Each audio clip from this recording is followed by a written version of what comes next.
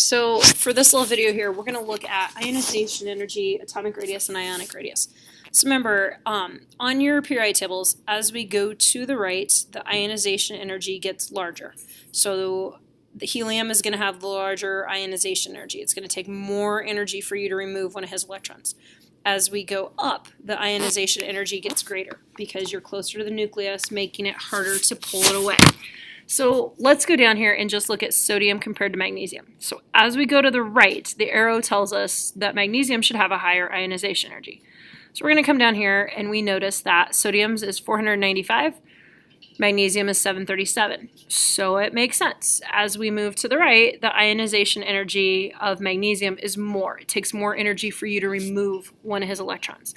Well, let's, instead of sodium and magnesium, let's do chlorine for one of them. So we're going to compare sodium to chlorine. Sodium's still the 495. Chlorine is 1,254.9 kilojoules per mole, meaning this one takes a lot more energy to remove an electron.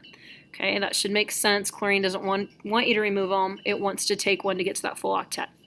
So as we go to the right, remember the ionization energy is going to get greater. Well, what if we go down? Okay, so as we go down, it should take less energy because notice this valence electron is way much further away from the nucleus than this one. So it's going to take less energy for you to get him to go away. All these shielding electrons are blocking him. It's going to be easier for him to get pulled away. So that's why we notice this one to be smaller. Okay, so just kind of clarify again, our trend. As you go up, the ionization energy is greater. So sodium compared to rubidium.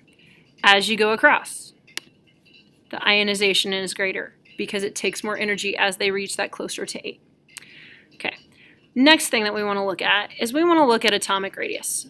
So atomic radius, as we come back on the table, as we go this way, back to the left, becomes larger.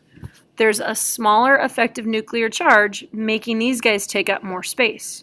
So if we look at the two, visibly this one takes up more space than that one does. But we can also come down here and look at our atomic radius.